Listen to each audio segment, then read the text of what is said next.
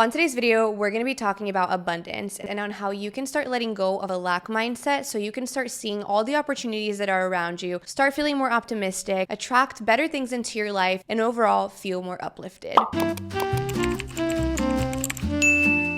Hi you guys, if you're new around here, my name is Carolina Salazar, and on this channel, Inner Growth, we talk about tips and tricks to help you strengthen your relationship with yourself so that you can glow from the inside out. So if that sounds like something that you'll enjoy, make sure to subscribe so you can stick around. With all of that said, let's dive into today's conversation and let's get growing. Okay, this video is going to be made up of 3 main chapters. In the first part, we're just going to quickly dive into the differences in the definition of a lack mindset or a scarcity mindset and an abundance mindset. Then in the second part of the video, we'll dive into what a scarcity mindset really looks like and feels like, and therefore different things that you're going to want to let go of in order to move away from that energy. And then in the last part of the video, we'll talk about an abundance mindset and different ways you can cultivate this way of living so that you can just become more magnetic and attract better things into your life and just overall feel better. Okay, so let's get into it and let's start with a definition of both of these mindsets. A scarcity or a lack mindset is basically a way of living your life and a way of thinking about things that focuses on limitations. It focuses on what's missing, on what's not complete yet. It's based on this idea that resources, time, opportunities, and successes are limited, and you're basically living your life with the belief that there isn't enough to go around. It's this feeling of there's just not enough, or you are not enough, and let's be honest, that doesn't feel very good. So on the flip side, an abundance mindset is a belief that there is more than enough to go around, that there are enough opportunities for everyone, there is enough success available to everyone, and that you are inherently already abundant and enough, and therefore you are a match for abundance as well. So now that we got that out of the way, let's dive into some more concrete examples of what a scarcity mindset can really look like. Let's dive a little deeper. Okay, the first way that lack can really show up in your life is this feeling that you are missing out on opportunities, or this fear that you're going to miss out on opportunities. And this just creates this anxious urgency that is really destabilizing and is not very magnetic. It's not very expansive. It's fearful. And so this energy just causes you to contract. Another example relates to your relationships and looking around at people and thinking that they're your competition and seeing someone else do well and feel threatened by that and think that someone else's success is taking away from your own success. All of these things are rooted in the belief that there is not enough success to go around and that there's not enough space for you to be in your light and for other people to be in their light and for them to also be shining brightly. So if you are someone who feels that regularly, that is definitely an indicator that you have been falling to a lack mindset. Something else that relates to that is comparison. When we are comparing our journey or where we're at with someone else's, inherently we're not going to feel so great about ourselves, and what usually ends up happening is that we feel like we're behind, or we feel like we're not doing enough, or we think that because that person is in a certain moment, we're so far away from that, and therefore maybe it's not possible for us, or maybe we're not going to be able to get there. So that's also a little signpost there. Another example of a lack mindset is holding on to things that don't serve you because you're afraid of letting go. You're afraid of releasing things because you think that in releasing things, you're going to have less. But sometimes you need to let things go in order to attract more aligned ones. And in order to do that, you have to believe that there are better things out there and that there is more than enough to go around, and that in letting go of something that doesn't serve you anymore, you are creating space for a new aligned thing to flow in. So when you're holding on so tightly to things that are no longer in alignment, you might actually be holding yourself back from the next level version of you, from a better life, from better energy, and from more abundance. The next example of a scarcity mindset is being too controlling. It's being in this energy of needing to control every single step, every single thing, every single person, how it's going to go. And the root of that, really underlying this need for control, might be the belief that if you just let go, or if you're not in control, that what you want or what you're trying to manifest isn't going to come into your life. But that is rooted in the sense of a lack, because you're not truly believing that you are inherently worthy of good things. You're believing that your worth is conditional on your control and on you micromanaging everything. Another example is being very short-term focused and not thinking about your long-term goals. And this can really get in the way of building a sustainably healthy lifestyle that's going to last you for many, many years or many, many months. And it also gets in the way of goals that you want to reach over a longer period of time. And many times the reason that this happens is that you forget that the things that you are wanting to enjoy or do in the present moment are likely going to be available to you tomorrow or the day after. They're not going anywhere. But if you're finding yourself getting caught up too much in that immediate gratification, it might be because you have a lack mindset around that thing and around that pleasure. And you might believe that you are not going to be able to access that pleasure tomorrow or in the future. So you feel the need to overdo it now. And a great example of this that I've talked about before is regarding food. Let's say you think that a food is bad, therefore it's off limits.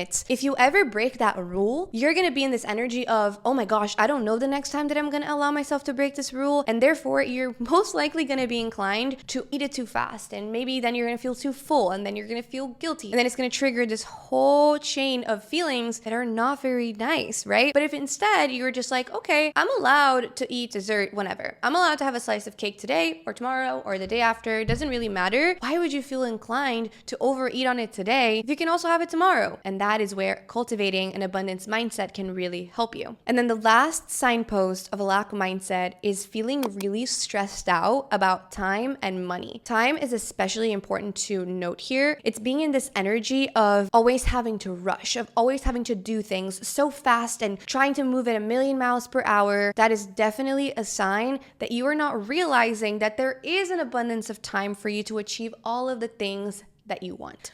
Okay, now let's shift gears and let's dive into abundance. Let's dive into the goodness and let's talk about some ways in which you can cultivate this new way of thinking to uplift your spirits, to help you feel more magnetic and help you attract better things, better opportunities. First way in which you can tap into an abundance mindset is tapping into optimism, is in really changing your mindset around things and trying your best to believe that good things are coming your way, that things are always getting better and better, that you are constantly attracting aligned opportunities and relationships, and that you are this magnet, and that the more that you focus on the good, the more the good grows. Genuinely trying to see the good in things, to see the good in people, to appreciate the things around you. And this ties into the next point, which is cultivating gratitude. I genuinely believe that gratitude is the biggest and best manifestation hack out there, because even if you have things that you want to bring into your life and manifestations that you're trying to attract, there is still a lot of things that you could be grateful for right now. And when you're able to take a look at your life and be like, whoa, no matter what, I'm good. No matter what, I have enough, you automatically become more magnetic. And that is just such an incredible attractive force. So don't forget that. Don't forget to take stock of all the things that are already working in your life, that are already good, that are already special. It's so underrated. The next thing is positive affirmations. It's through thinking positive thoughts, speaking kindly to yourself, and being really intentional with the words that you use. One of the biggest things that we have under our control is how we choose to speak about things. It's the vocabulary words that we choose to use, and it's also how we choose to talk to ourselves. That is something that no one else can control except for us. So genuinely choosing to be kind to yourself, to other people, to affirm the things that you appreciate about yourself, and to really develop this muscle, it can go so far and help you realize that you already have so many good things about you, even if you're a work in progress, even if you are still trying to learn new things, or if you're growing in certain ways, you already have a lot of worth inside of you. And I've mentioned this before, but a journaling practice that I do pretty consistently that helps me a lot is essentially taking one page of my journal in the morning and filling half of that page with positive affirmations and half of that page with a list of gratitudes. And when you start to do this regularly, you will start to notice how much your energy changes, and you will start to feel so good. So don't knock it till you try it. The next tip ties into your relationships, just like we talked about with a lack mindset and how that can pop up through comparison and through seeing other people's successes as threats. An abundance mindset takes that and flips it on its head. An abundance mindset in relationships, especially in career, is a lot about looking at other people's wins and successes as inspiration and with curiosity and being like, oh my gosh, that is amazing. I am so proud of you. How do you feel? What did you learn? What do you you think helped you get here? And asking questions and being curious and genuinely being supportive, genuinely holding space for other people's light and other people's success. That will create this amplification of your energy and amplification of positivity in your life that is unmatched. And another thing as well is trying to find win-win situations and realizing that there's so much value in working with other people and collaborating. You can learn from someone else and that person can also learn from you. So really staying open to connecting with new people and learning from people around you. You never know what might come out of that. So definitely don't close yourself off and try your best to be happy for people when they're doing well. Another example of abundance too is by focusing on long-term goals and long-term growth and really taking stock of the little wins along the way, right? It's not like you're here and you have a goal, and if you're not yet at the goal, you're failing or everything's going wrong. No, rather, if you're taking steps every single day towards a long-term goal, celebrate those small wins along the way and focus on the path to getting there and making the path special, making the path meaningful and empowering. Really count your wins, really take stock of the things that you're doing right now to get you to where you want to go or to who you want to be. And one thing that I've been telling my coaching clients to try out that can really help with this is relating to your to-do lists, especially if you make to-do lists on your notes app or on Notion like me. As you move through your weekly to-do list, don't delete the things that you accomplished. Leave them on the to-do list, but check them off or cross them off so that at the end of the week, you can see your progress. You can see all of the things that you've done, all the things that you've accomplished, and you can feel proud of yourself. You can give yourself a little pat on the back and say, good job.